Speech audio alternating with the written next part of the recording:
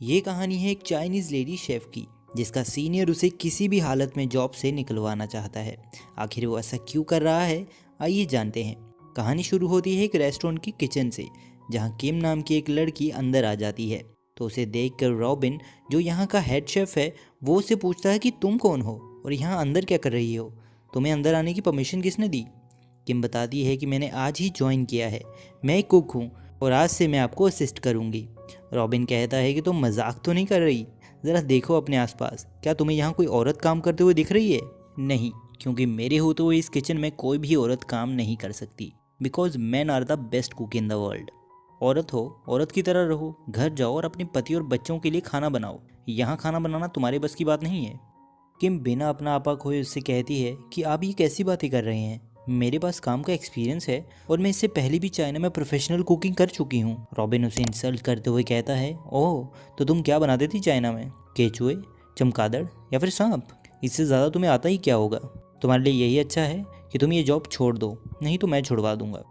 किम कहती है कि आप कौन होती हो मुझे जॉब से निकालने वाले, मुझे यहाँ के मैनेजर मिस्टर शॉन ने हायर किया है, मैं यहीं पर काम करूँगी और आप मुझे नहीं रोक सकते।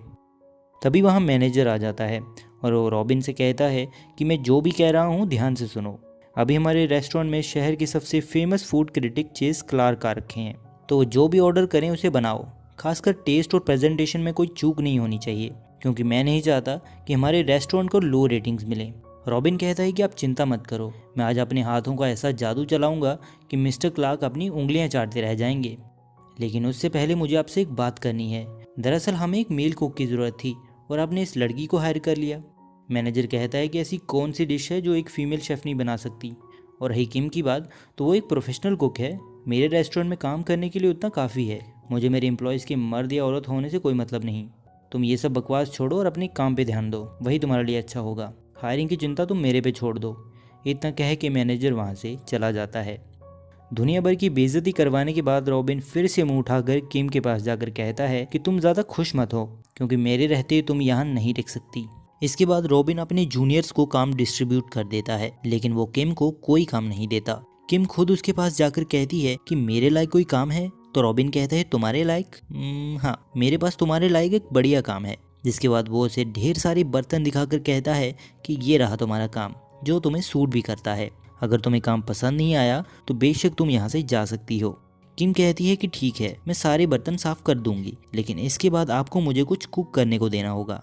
तभी रॉबिन के कहने पर वहाँ ढेर सारे बर्तन और रखवाए जाते हैं और वो किम से कहता है कि मैं सोचूंगा, लेकिन ये बर्तनों का ढेर खत्म होने के बाद।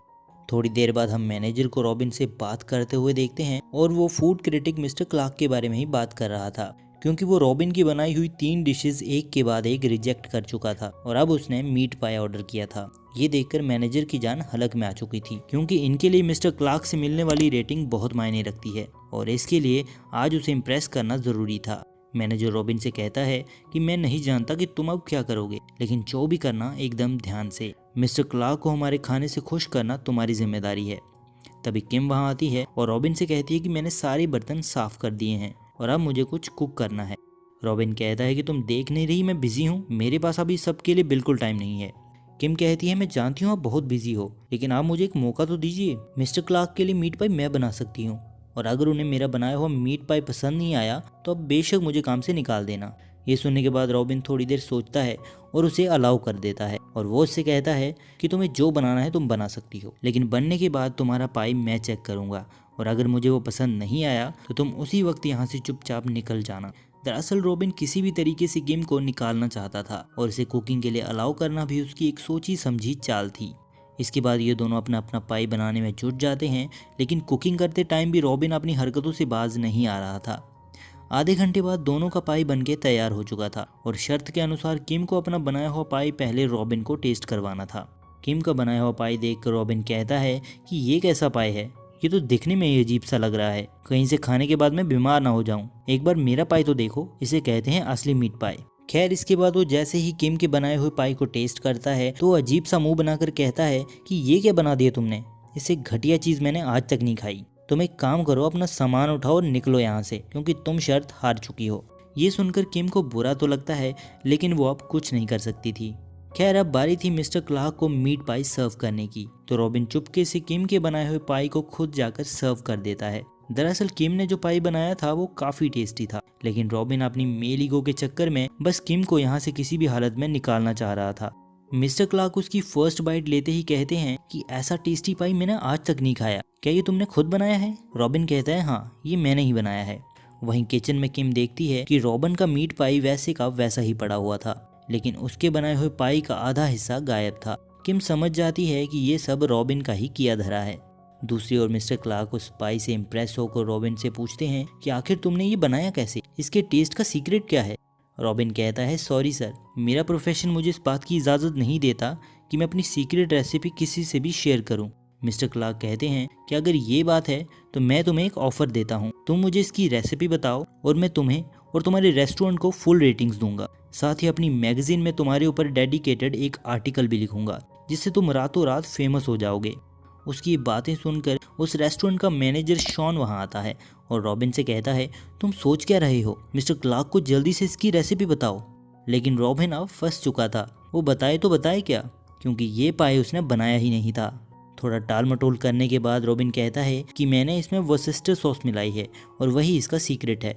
उसके ऐसा कहते ही मिस्टर क्लार्क कहते हैं कि तुम झूठ कह रहे हो, इसमें वर्सेस्टर सॉस हो ही नहीं सकती, क्योंकि वो एंचोवीज से बनाई जाती है और मुझे उनसे एलर्जी है। अगर इसमें वर्सेस्टर सॉस होती तो मुझे पता चल जाता। अब तुम चुपचाप सच बताओ कि ये किसने बनाया है। तभी किम वहाँ आकर कहती है कि इसमें वर्सेस्टर नहीं बल्कि सेंची सॉस मिलाई हुई है और इसे मैंने बनाया है। मिस्टर क्लार्क कहते हैं कि अगर इसे तुमने बनाया तो तुम अब तक कहाँ थी, तुम खुद क्यों नहीं इसे लेकर आई? किम कहती है कि मुझे हेड शेफ ने बर्तन साफ करने पे लगाया हुआ था, इसीलिए मैं नहीं आ पाई। ये सुनकर मिस्टर क्लार्क रॉबिन से कहते हैं कि तुम एक नंबर के चोर हो, मैं तुम्हें ज़रूर फेमस करूँगा, लेकिन उसके बाद तुम्हें शहर में कोई काम तक नहीं देगा। ये सब जानने के बाद शॉन किम से कहता है कि तुमने आज हमारे रेस्टोरेंट के लिए वो कर दिया जो कोई भी शेफ़ नहीं कर पाया, इसीलिए मैं तुम्हें आज से यहाँ का हेड शेफ़ बनाता हूँ। ये सुनने के बाद रॉबिन कहता है कि हेड शेफ़ तो मैं हूँ, आप ऐसा नहीं कर सकते। शॉन कहता है कि मैंने ऐसा कर दिया और आज से तुम हेड शेफ़ नहीं बल्कि बर्तन धोने का काम करोगे।